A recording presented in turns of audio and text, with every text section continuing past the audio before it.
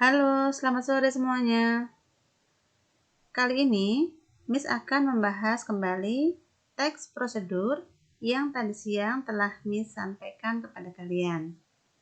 Bagi kalian yang tadi belum mendengarkan atau belum bisa hadir untuk sama-sama menyimak, kalian bisa memutar rekaman berikut.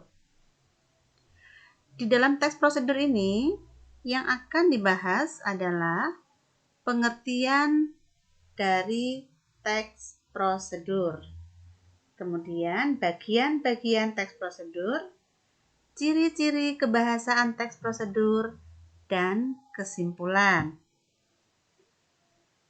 Teks prosedur adalah teks yang berisi langkah-langkah melakukan sesuatu secara lengkap dan jelas. Sedangkan strukturnya adalah terdiri dari pernyataan umum, yaitu pengantar tentang topik yang akan dijelaskan. Kemudian dapat berupa menjelaskan arti, jenis, fungsi, bisa juga manfaat. Kedua adalah tahap-tahap atau langkah-langkah kegiatan. Di dalam tahap-tahap ini menyampaikan petunjuk yang disarankan kepada pembaca terkait dengan topik yang akan dibahas. Ciri-ciri kebahasaan dalam teks prosedur. Yang pertama adalah konjungsi. Konjungsi adalah kata penghubung yang digunakan untuk menghubungkan antar kata, antar frasa, antar klausa dalam kalimat, dan antar kalimat di dalam sebuah paragraf. Teks prosedur banyak menggunakan konjungsi temporal atau konjungsi urutan waktu. Contoh, kemudian, lalu, selanjutnya, sebelum, sesudah, dan sebagainya. Kedua, ciri-ciri kebahasaan teks prosedur dalam kalimat. Yang pertama adalah kalimatnya berupa interrogatif. Kalimat interrogatif adalah kalimat tanya yang dibentuk dengan menambah kata tanya seperti apa, siapa, dan seterusnya. Kemudian dilengkapi dengan partikel lah atau kah. Kalimat ini terletak di bagian pernyataan umum.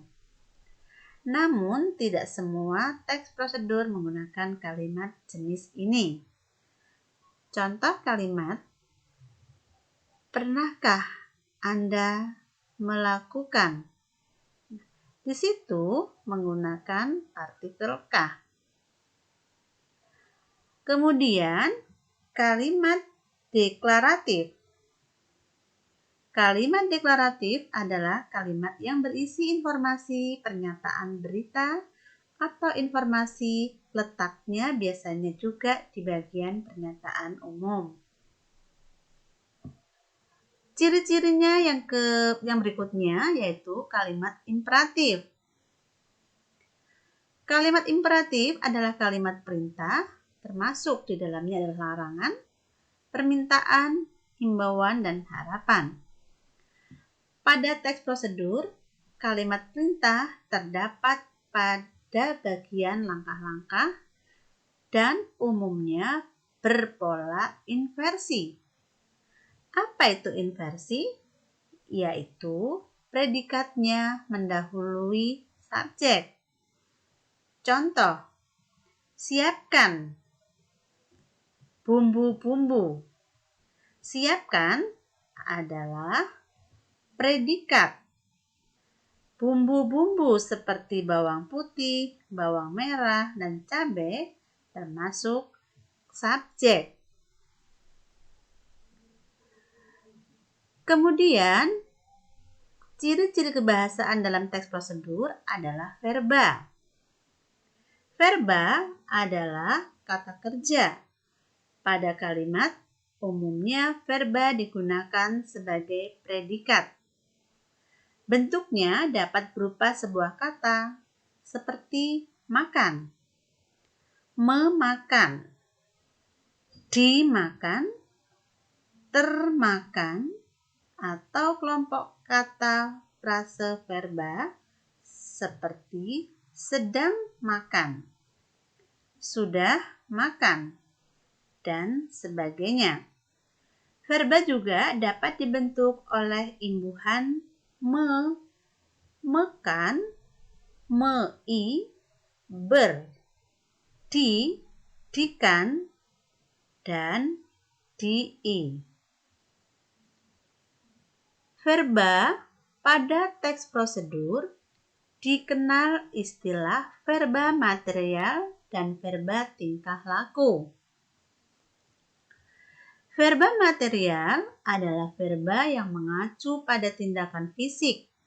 Contoh, menggoreng, memotong, membuka, dan sebagainya.